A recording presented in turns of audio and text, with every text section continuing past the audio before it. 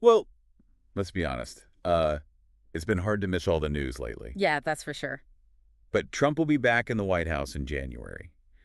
And one of his first moves is already making some noise. For sure.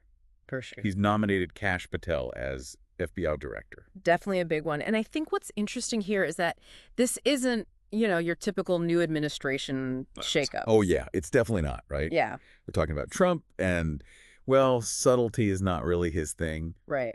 But the idea of Kash Patel running the FBI, that's definitely raising some eyebrows, at least. Yeah, to put it mildly. So is this a brilliant move, or is this a recipe for disaster? Yeah, and that's what we're going to be unpacking today. Okay. We're diving into a whole bunch of articles Right. from Mother Jones, The Atlantic, The Washington Post, and then some breaking news from AP to try and figure out, I guess, first of all, who is Kash Patel? Exactly. What makes this nomination so controversial? Right. And of course, the big question, is he just a Trump loyalist or something more? Yeah, there's a lot to unpack there. So let's just start with Patel himself. Okay. Beyond all the sound bites and headlines, his background is pretty unique for someone who might be heading up the FBI.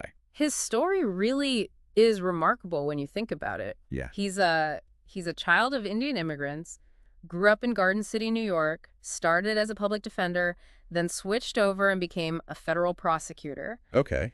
And then at some point, he got really fixated on this idea of fighting the deep state. Yeah, it's like this whole other side of him kind of emerged. Right. Yeah. And that path led him straight to Trump's inner circle. Right into the thick of it. He was a big player in that Nunes memo controversy during Trump's first term. That was a big deal. Yeah, I remember that. It was a big deal. And even after Trump left office, Patel didn't really shy away from the spotlight. No. I mean, he wrote that book, Government Gangsters. Right. All about his experiences. He joined Trump's social media platform, Truth Social, and he even got involved with producing that version of the national anthem. Right. Sung by the January 6th defendants. Yeah. It's like he's really going all in on this whole persona, Yeah, and that's a big part of why this nomination is causing so much tension. Yeah, yeah. The articles we're looking at highlight some serious concerns. Right. And not just from Democrats. We see Trump appointees and career officials across several agencies expressing reservations about Patel. Yeah, we're talking some big names here. Yeah, big names. Laurel Milley, Yep. the former Attorney General, Barr, even Gina Haspel, Right. who led the CIA. Right. They all pushed back against Patel's rise. They did, and The Atlantic goes into some detail about this, Okay. quoting several officials who considered Patel, well, unpredictable, Unpredictable. Okay. potentially reckless, and more importantly, they felt his loyalty was to Trump. Not to the agencies he was serving. Yeah, to the agencies, exactly. Yeah. And there's even this pretty wild anecdote. Oh, yeah? In one of the articles about Patel almost getting SEAL Team 6 shot down What? during a hostage rescue mission in Africa because he provided false information about the airspace. Wow. So it's a pretty scary example of what some people fear, Oh, for sure.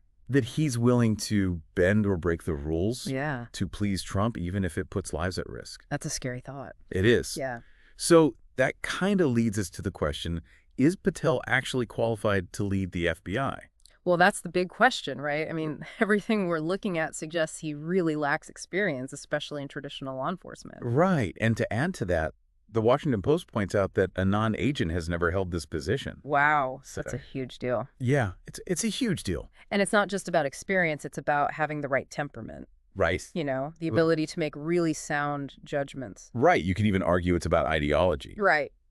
Based on his own writing and statements, Patel's vision for the FBI is radical, to say the least. Oh! He talks about wanting to downsize the agency and focusing almost exclusively on criminals.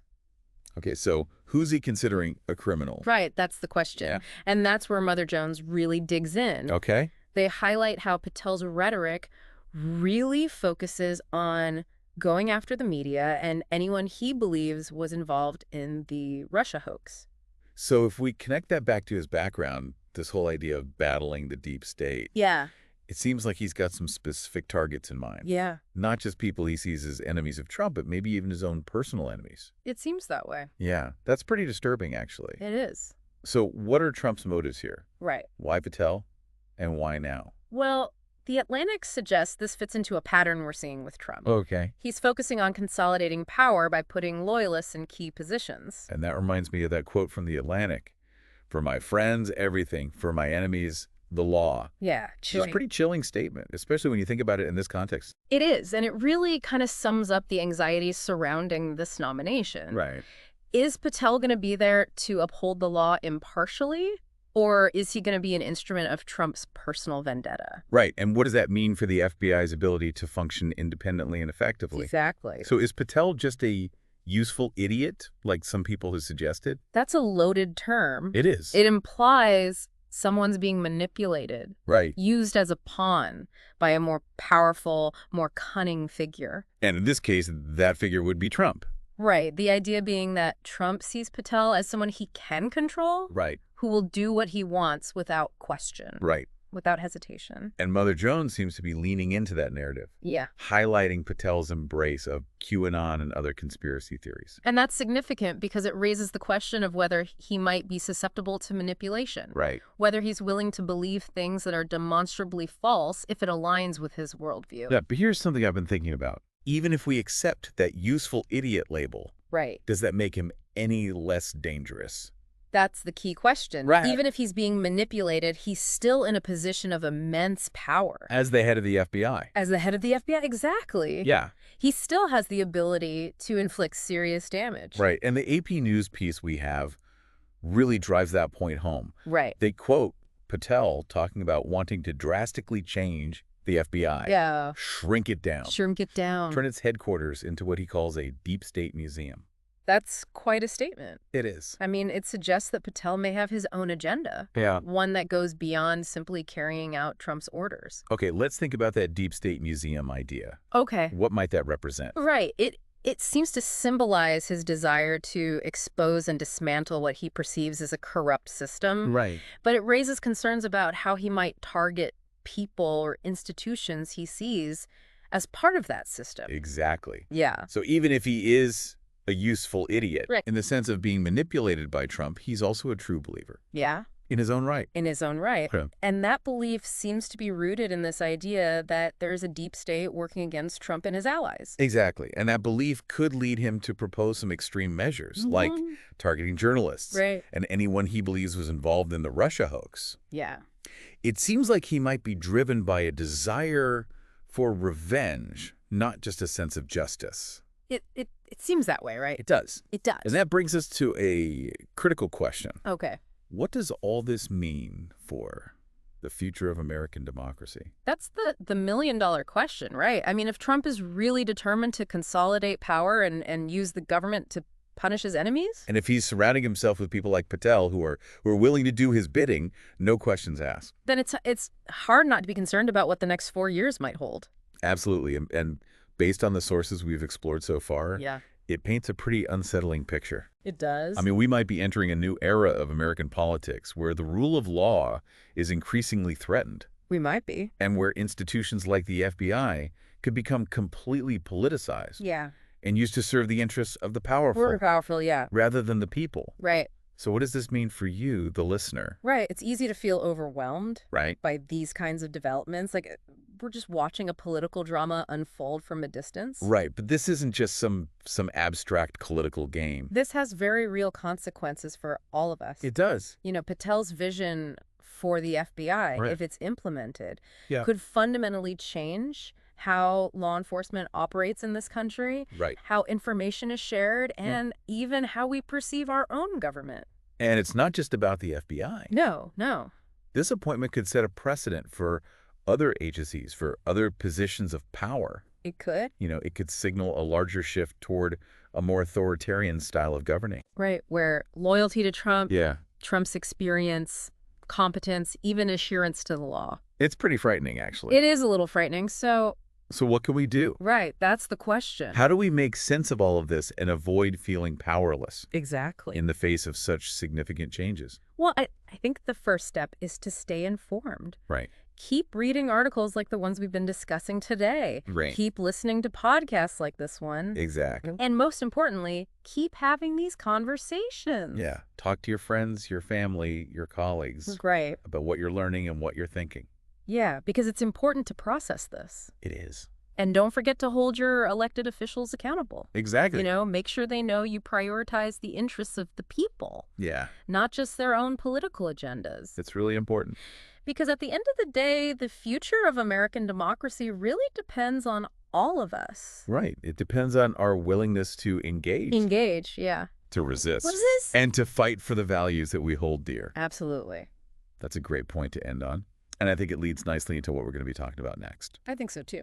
So stay tuned for part 2 of our deep dive into the world of Kash Patel and the FBI. All right, we'll see you there. Okay, so we left off talking about this whole idea of Patel as like a useful idiot. Right, right. But even if he is, does it really make him any less dangerous? Yeah, I mean, he's still going to be the head of the FBI.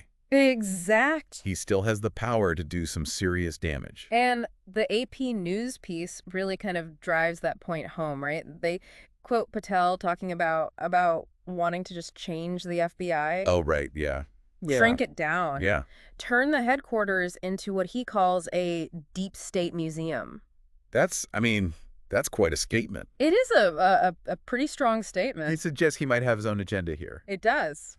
one that goes beyond, just following whatever Trump says. Yeah. Yeah. I mean, let's think about that deep state museum idea for a second. Okay. What do you think that symbolizes? I mean, it seems like he really wants to expose or dismantle what he thinks is a corrupt system.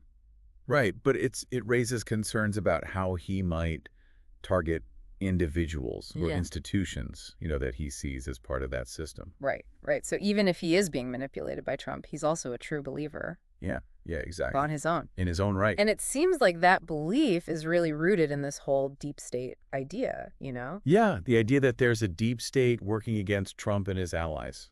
And it's like that belief is leading him to propose some pretty extreme measures, like targeting journalists. Right. Or anyone that he thinks was involved in the Russia hoax. It almost seems like he's motivated by revenge, not just a sense of justice. Yeah, I mean, that's scary, actually. It is a little scary. So where does all of this leave us? Right. I mean, what does this mean for the future of American democracy? Well, I guess that's the ultimate question here, right? If Trump really is set on consolidating power and using the government to punish his enemies, and if he's, surrounding himself with people like Patel who are willing to just do whatever he says, I think it's hard not to be at least a little bit concerned. Right. And based on everything that we've read so far, it's a pretty unsettling picture. It is. I mean, we might be headed towards a whole new era of American politics Right. where, the rule of law is constantly under threat. Yeah, it's definitely a possibility. And institutions, like the FBI, could become completely politicized. Yeah, used to serve the interests of the powerful, not the people. So, I mean, what does this mean for, the average person out there listening to this? I think it's easy to get overwhelmed by all of this, to feel like, we're just watching this political drama unfold from a distance. Yeah, it can feel really abstract. Right, but this isn't just some abstract political game. It's not a game. This has real consequences for all of us. And I think that Patel's vision for the FBI, if it's put in place, could totally change how law enforcement operates Right. in this country. Yeah, how information is shared, even how we see our own government. And it's not just about the FBI, right? I mean, this appointment could set a precedent for other agencies, For sure. other positions of power. Right. It could really signal this shift towards this more authoritarian style of government, Where loyalty to Trump overrides experience, competence, even adherence to the law. So what can we do? I mean, how do we make sense of all of this? Right. And how do we avoid feeling totally powerless? Well, I really do think that the first step is to stay informed. Yeah. Keep reading these articles, keep listening to podcasts. With podcasts like this one, hopefully. Right, yeah. And most importantly, I think, keep having these conversations. Yeah, talk to your friends and family about what you're learning. Right, because it's important to process this. It is. And don't forget to hold your elected officials accountable. Right, make sure they know that you prioritize the interests of the people. Right, not just their own political agendas. Because at the end of the day, the future of American democracy really does depend on all of us. It does. It depends on our willingness to engage, to resist, and to fight for the values that we believe in. Exactly. Okay, so as we wrap up this deep dive into Kash Patel and this whole controversial nomination for FBI director, I want to leave you with something to think about. Okay. We've talked about his background, the controversies, Trump's potential motives for this pick, but it really boils down to this. What does it say about the state of our democracy when someone like Patel, who pretty openly embraces conspiracy theories and sees the FBI as like a tool for revenge, what does it say that he's even being considered for this role? It's a good question. I mean, has the Overton window, that range of acceptable ideas in our political discourse, has it shifted so far that these views are now mainstream? Or is this a sign that our political system is breaking down, that the guardrails just aren't strong enough to stop someone like Trump from consolidating power and manipulating the system? And what's even more concerning is that this might not just be about Patel or the FBI, right? Right. If this actually goes through, it could set a precedent for other agencies, for other positions of power, right? Right. I mean, imagine a government filled with people whose only qualification is that they're loyal to Trump, not their experience or competence or even commitment to upholding the law. It's a scary thought, and I think that's why this whole deep dive into Kash Patel is so important. Yeah. It's not just, some abstract political drama playing out, in Washington. Right. This has real wish implications for all of us. Yeah. For everyone listening, I mean, how might Patel's, leadership at the FBI, how might that impact your life, your community, or even the whole country? Right, and we've uncovered a lot of information today, and it's easy to feel kind of overwhelmed by it all, even powerless when you're faced with such complex and potentially troubling developments. Right, but staying informed is really crucial. Yeah, it is, and I think keep digging into these issues, keep exploring different perspectives, and keep having these conversations. Exactly. Talk to your friends, your family, Right. about what you're learning, what you're thinking. I mean, Right, and never underestimate the power of holding your elected officials accountable. right. Let them know that you expect them to act in the best interests of the people that they represent. Yeah, exactly. Not just to further their own, political ambitions. Yeah, I mean, because ultimately the future of American democracy really depends on all of us. It does. It depends on our willingness to stay engaged, to resist attempts to undermine our institutions, and to really fight for the values that we hold dear. That's right. Well, thank you for joining us for this deep dive. Yeah, thanks for listening. We hope this conversation gave you, some food for thought and maybe even inspired you to take some action. That's right. We'll see you next time on The Deep Dive.